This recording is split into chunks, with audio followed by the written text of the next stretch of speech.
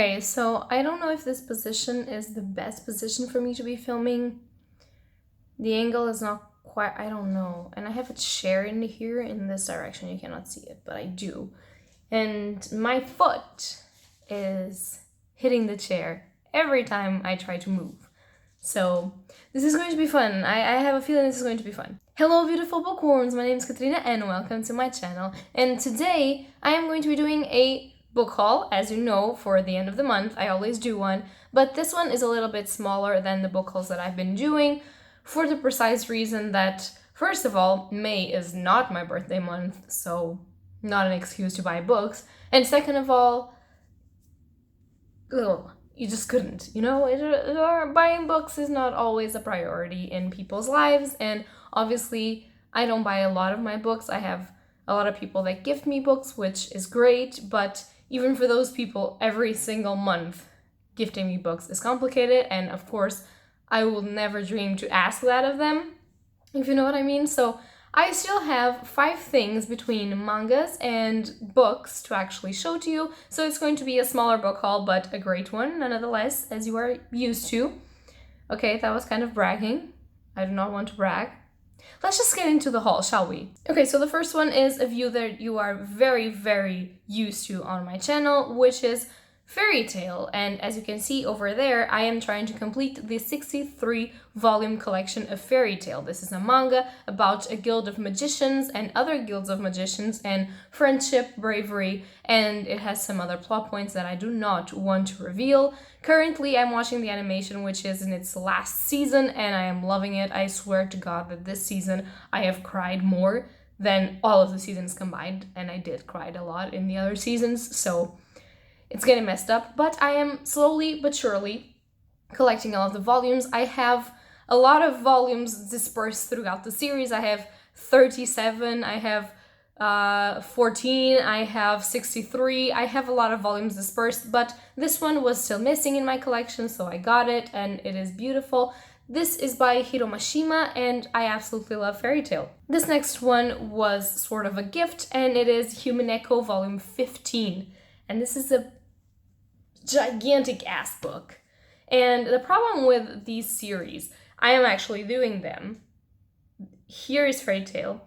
Here is Igarashi, which is the only completed series that you're going to see. And that one is Human Echo. And the thing is, I have there until volume 11. And this is volume 15. Because, funny story, this was actually a little bit chipped. As you can see, the pages are torn, which it torns my heart apart, but I'm going to give it a new home when it's going to be safe. So this was spirited away from me. So yeah, I now have still to get volumes 12, 13, and 14 before I can get to this, obviously. But this is an entire collection, and the problem with these books, and they are gigantic, big-ass books, and so they're incredibly expensive. Most of the manga is expensive, but these are for sure. And this is a collection that I really, really want to do.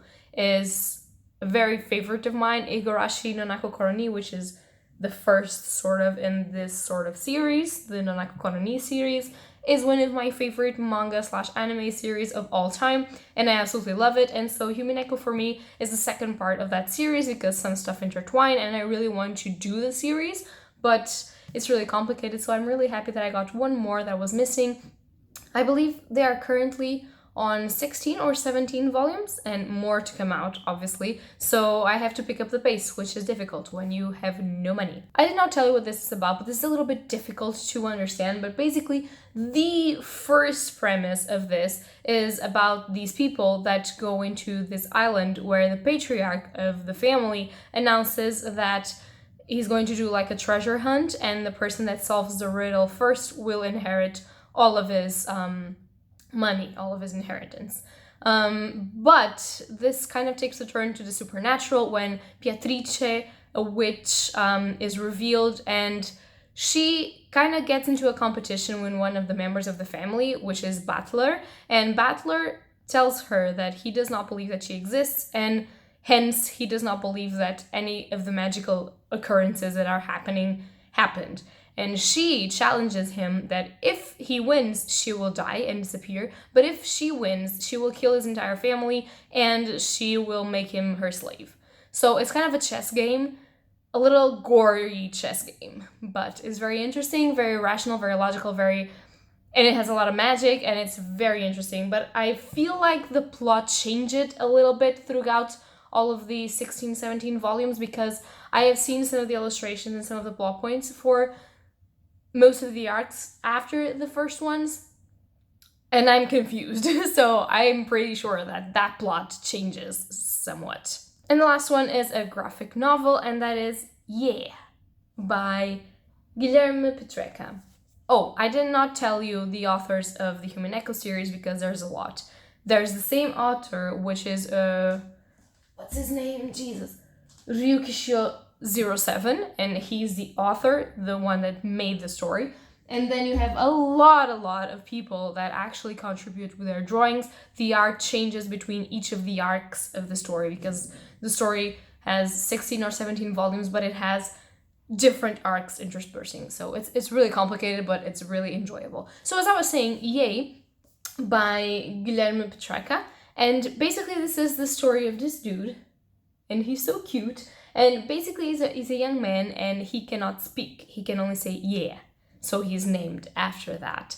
And basically, it is thought that his voice must have been stolen by the colorless king, which is basically the main villain of the story. He is all of the sorrow that exists in the world, and he's the bad guy. So probably he was the one who did it. And basically it is about Ye's journey to go find a witch that supposedly can help him defeat the colorless king. And the art of this is just astounding. Is so beautiful. It kind of looks like a story of puppets, but at the same time a real story. It's gorgeous, and I don't want to spoil myself or you. I don't know anything about this besides what I told you, and I'm very excited because it is a fairly small book. It's fairly fast to read, and it has beautiful art on it, and I'm expecting a very beautiful journey fantasy-ish story, because at the end of the abstract it says, or what he discovers through his journey may be a lesson for us all. And I'm expecting some sort of fairy tale-ish morality to the story. I don't know, but I really want to read it. So going to books now and taking the elephant away from the room already, I have Harry Potter and the Chamber of Secrets by J.K. Rowling in the Ravenclaw edition, which is the gorgeous collector edition that all of the Ravenclaws are trying to collect because it's beautiful. And yeah, this was gifted to me. You all know what this is. I'm not going to say anything else about it, and I'm going to take this and keep it in a safe place, because obviously. And finally, a book that I'm very, very excited about. It is The Silent Companions by Laura Purcell. That's probably how you say that name. So basically, I'm trying to go into this sort of blindish, but I feel like it's about a haunted house, because it says, no one was really truly alone, never, not in that house. And that's the blurb of the thing. And it's basically about this woman, and she's a widow, and she goes to live in the ancient property of her husband, I believe, which is called the Bridge.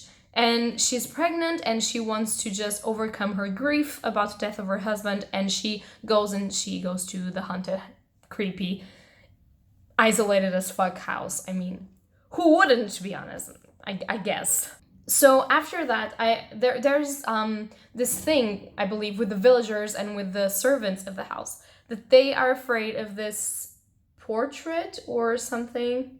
No, there's a room. Okay, there's a closed room, and inside there's a portrait and a journal. And everyone is afraid of that room, that specific room, and the journal, and the portrait, and the thing, except for our main character, Elsie. But, and this is how it ends, like she starts feeling like the eyes of the portrait are following her everywhere, and it's sort of a descent into madness sort of thing, and at least it appears to be. And I'm very excited because I really wanted to get more into horror literature. Of course, I've read Stephen King and, obvious, but I wanted to read more. And this says that this is inspired in Shirley Jackson's and Susan Hill's stories, and it's a gothic Victorian horror novel that evokes a disquieting fear of ghosts lurking in the shadows. And I'm translating this because it's in Portuguese, that's why I'm But first of all, it's fucking gorgeous. Look at this cover. This is the same cover that it is in English, so gorgeous. This is supposed to be the mansion, I believe, and it looks so amazing, and I really want to read it. I want to dive further into different horror authors and learn from them and just read them and just be happy, you know? So yeah, that's going to be all for my book haul. It was small, but it was beautiful, and I hope that you guys enjoyed this video. If you like it, leave a like or subscribe, and tell me down below if you know any of these books, if you read them, if you want to buy them, if you hate them for some reason. That can happen. Just don't spoil me because I haven't read them except for Harry Potter, obviously, or Fairy Tale because I have already watched the animation, so I know what happens. But the rest of them, please, no spoilers. And yeah, that's going to be it for today. So happy readings to you all. Okay, this was weird. Bye!